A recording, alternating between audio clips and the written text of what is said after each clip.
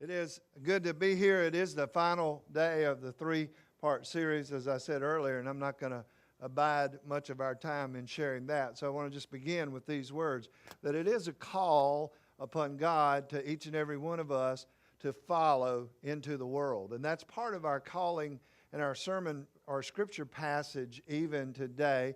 It begins in Matthew's Gospel, chapter 4, verse 7 or 18. And it says, as he, being Jesus, walked by the Sea of Galilee, he saw two brothers, Simon, and who was called Peter, and he saw Andrew, his brother. They were casting a net into the sea, for they were fishermen. How many fishermen in the world, in our world today? Right here. Anybody? Y'all ashamed of being fishermen? Raise your hand. I love to fish and used to do it quite often. Next frame. And he said to them, follow me, and I will make you fish for people. Immediately they left their nets and followed him. And as he went from there, he saw two other brothers, James, son of Zebedee, and his brother John, in the boat with their father Zebedee, mending their nets, and he called them. Immediately they left the boat and their father and followed him. The word of God for the people of God. It is about following Jesus out into the world. It is a call from the Lord upon all of our lives, individually and collectively. I listened and shared in worship this morning at the 8:45 service with Ryan preaching, and he said it just in his mind as he talked about this calling, the words that really caught my attention were when he said it just doesn't fit in his mind or in his heart when people say it's just all about me and Jesus. It's not just about me and Jesus, you see, when Jesus calls us to go out into the world. And that was one of the points that I'll steal from Ryan that he was making over at the earlier service today. But when we conclude with this and this call about calling the disciples, we see that they left their nets immediately. Now, most theologians and most writers believe that Jesus had been around. This is written much longer after their encounters with Jesus. It's post facto, after the fact. And so they're writing and they're sharing the stories. And many people believe that Jesus already knew these guys, had met them before. It wasn't just that they just dropped everything because a man called them, that they knew something about this man. They knew something about his reputation and his work. And probably many say they had already had a number of conversations with Jesus. And Jesus came and said, hey, you guys, come on. Today is today. Right now is the time for you to follow me. And immediately they left their nets. Now, it doesn't matter to me if he knew them or not. The whole point of that is they followed Jesus. They followed Jesus, be it this miraculous one-time moment where they had never heard of Jesus in their entire life and they dropped everything and just followed him.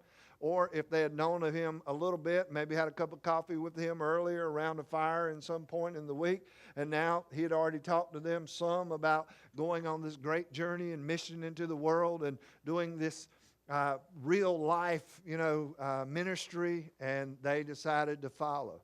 And he walked a few steps further, it seems, and he called two more guys and said, y'all come too. And it was an open invitation for people to come. Was there fear? Yes. Was there worry and concern? Surely. Was there a hard road for them to follow? Oftentimes. But it was a blessed life for these disciples.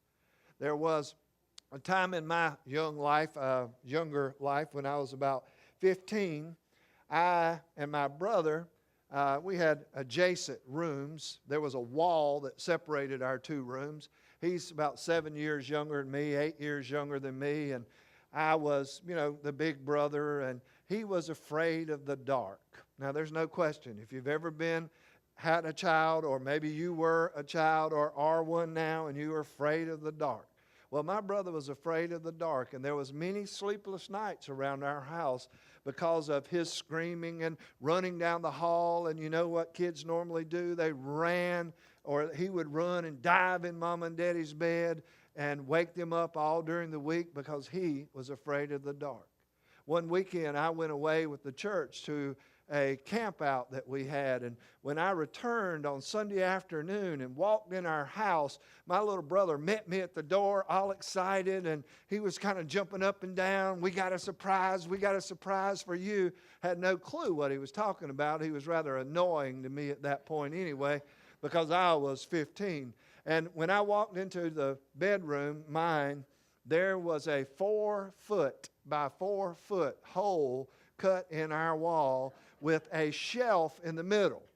And that was what I came home to at age 15. Now, I was mad as fire about that thing, and I was livid. I mean, I just went off, and I went in and told Mom and Dad, this couldn't happen. Where'd you cut that? Where's that thing you cut out of that wall? You got to put it back in there. You can't do this. And my little brother just grinning from ear to ear, because his fear of the darkness has gone now, because he gets to sleep with bed to bed, side to side. I'd lean up and look, and there he'd be staring at me just like this. It's an amazing thing how that hole was awful for me, but it was great for Mom and Dad, and it was great for him, and there was no way my dad was ever going to fix that hole.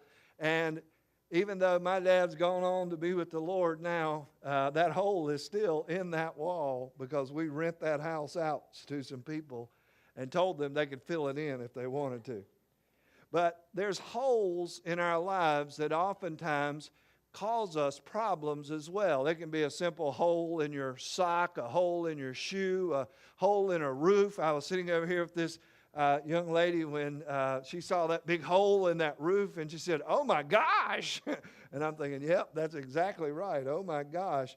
Whether it's a hole in our pipes or our ozone layer or a hole in the floor, whatever it may be, for you Salkehatchie people that get to fix all that, we are generally about repairing holes. And there are holes, it's been said often, in our Christian walk and in our Christian life and in our Christian story. One guy, Richard Starnes, in his 2010 bestseller, The Hole in the Gospel. Does that ring a bell to any readers out here? It's called The Hole in the Gospel, or in our gospel. And it announces in this book that Stearns writes, he says this: God's dynamic and beautiful symphony of God's love for and in the world has become a strident monotone. God's beautiful symphony has become just a monotone expression in many people's lives. And he writes, and he entitles the book, A Hole in the Gospel. That there is a hole in the gospel when we don't recognize how powerful it is, when we don't see how big and beautiful and bold and wonderful God's story is, and that in the Christian faith, individually or collectively as a church, when we don't know that, we lose the power that comes with that story. When I think of God's story and those words, monotone, I get all jacked up and I start thinking that's just wrong. Something's wrong with this story if our gospel and the way we live it out is just this monotone expression. The Greek word is actually for monotone is monoteia, and it means one tone. That's how you say that word in Greek, and we get our word monotone, and it means dull and tedious. A continuous sound, especially someone's voice that doesn't rise and fall in pitch. It is a monotone. It is a flat and often boring expression. Plus, listeners, when they listen to a monotone voice, do not know when the speaker is actually feeling good or bad. It all sounds the same. So, what's our out of living a Christian faith and life that's monotone, that has no power behind it, that's just kind of dead and dull? And that is to know that we have this God who longs to call us into a personal relationship. That's one that's real and tangible, that works itself out in our lives every single day. It's got to be real and it's got to be personal. I want to know, God, that you love me and care for me, and that you will make an impact and a difference in my life. I want this relationship that is real, this relationship that is personal, and that guides me each step along the way, so I know that it's not just some monotone, rote, repetitious thing that I do each and every week, but that it has great impact in my life each and every day. And when we read some weeks ago, John 3:16, that personal invitation for us is often issued in the Bible with the word whosoever, and whosoever becomes us. Whosoever shall call upon the name of the Lord shall be saved. And in John 3:16, it reminds us that God gave His Son for us, that Christ even died for us, and that in doing that and giving His life for us, it ends in John 3:16 with saying, whosoever calls upon the name of the Lord shall be saved, or whosoever believes in Him should not perish but have everlasting life. And this personal relationship comes alive when we take our name and put it into the whosoever.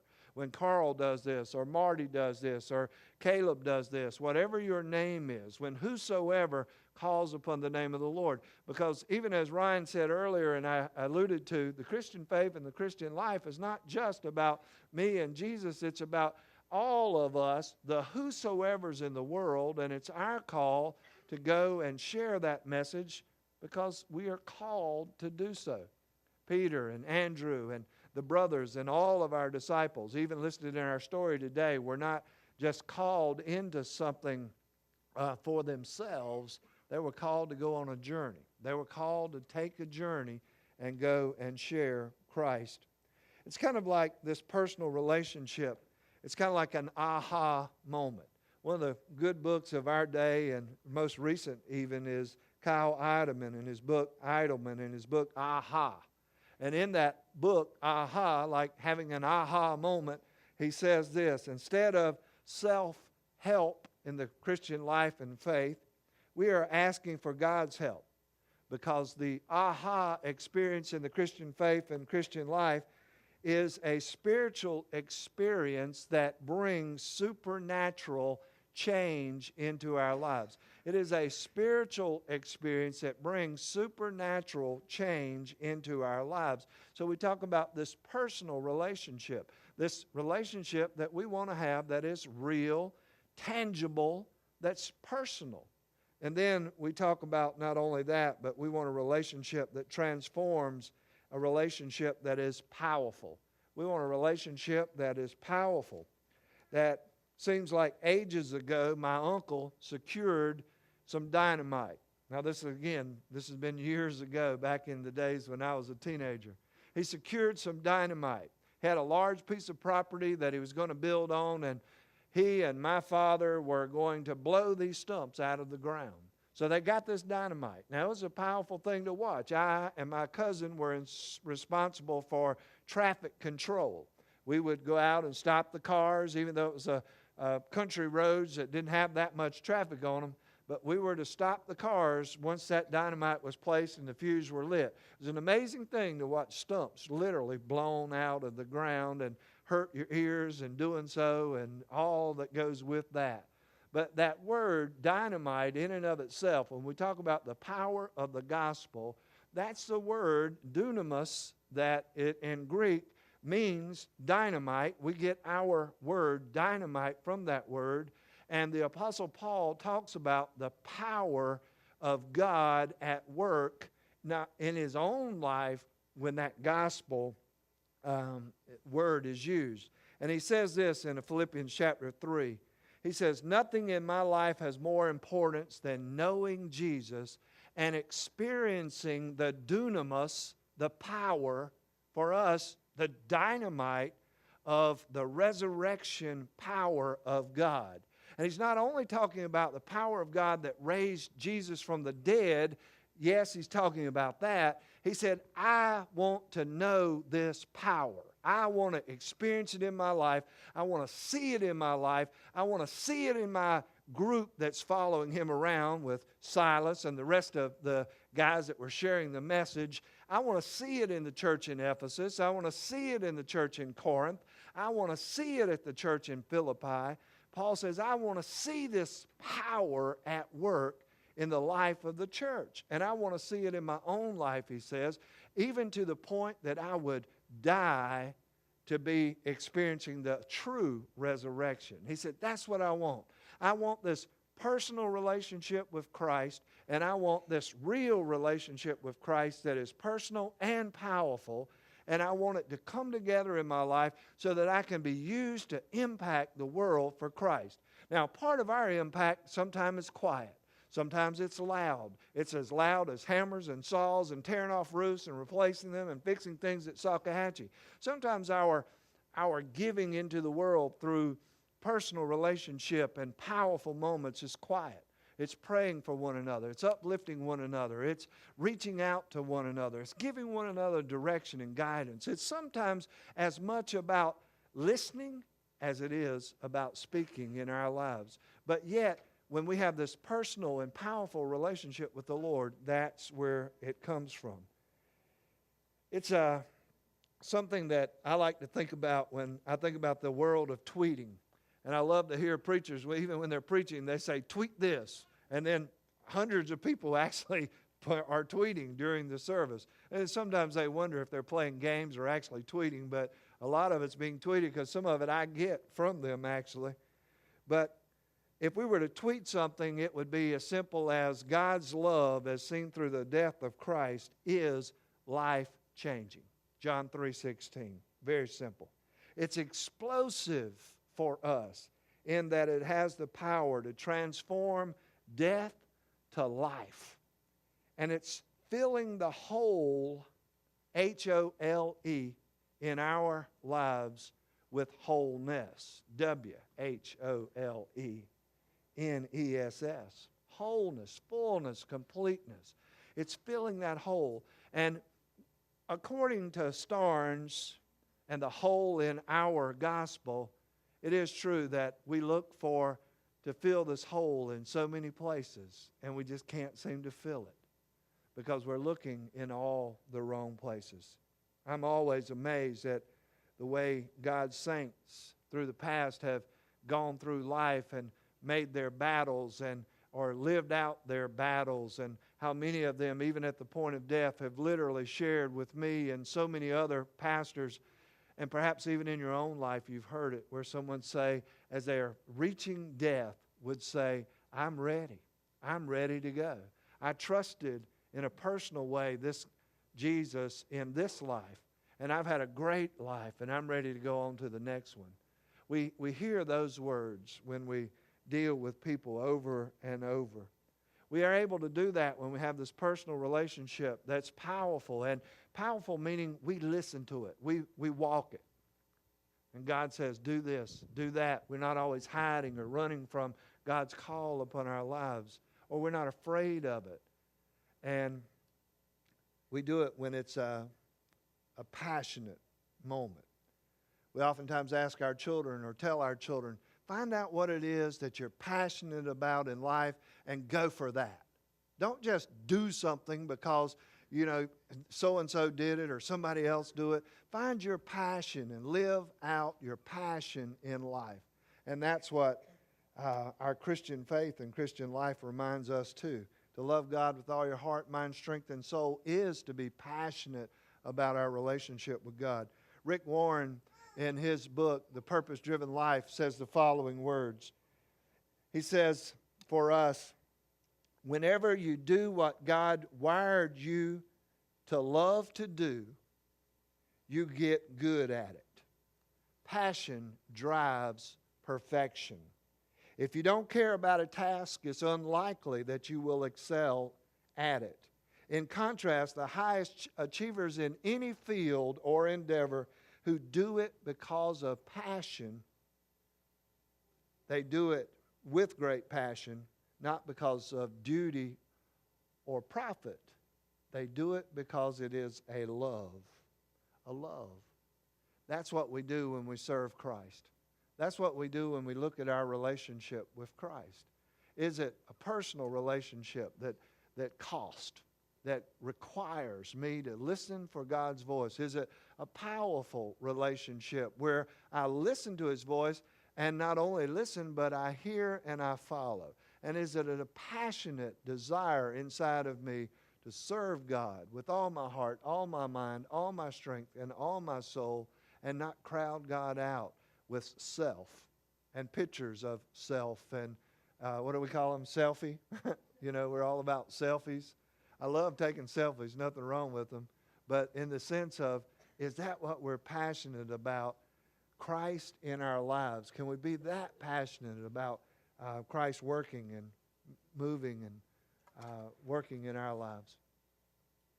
It's a call that God gives us. It's a call that we all want to respond to. And it's a simple call that, once again, we do every week, and that God offers us this by simply saying to us that He loves us in a personal way, that He loves us in a powerful way, so powerful that He gave His only Son for you and for me. And it's personal, and it's powerful, and it's certainly passionate.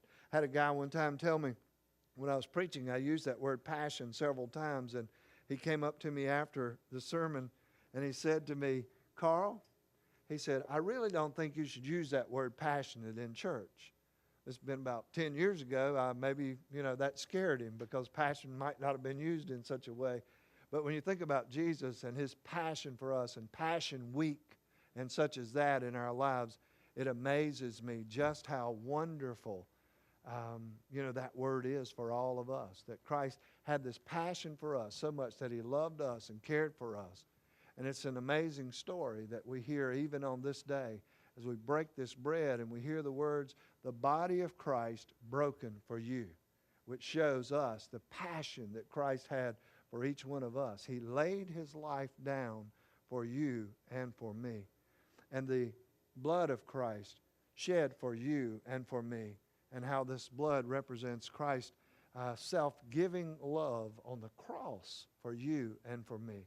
And He says to all of us, never misunderstand this. He says, here's what I gave to you. Now what I want from you is a personal encounter that's real and personal. Don't sell your family. Don't sell your future, your life, for a tradition of just going to church. It's a great habit, but it's one where God says, what I want from you is a personal relationship that is powerful, that transforms your way of thinking and receiving, and one that is passionate so you will grow in your understanding of God. Not mine, but His. The body and blood of Christ.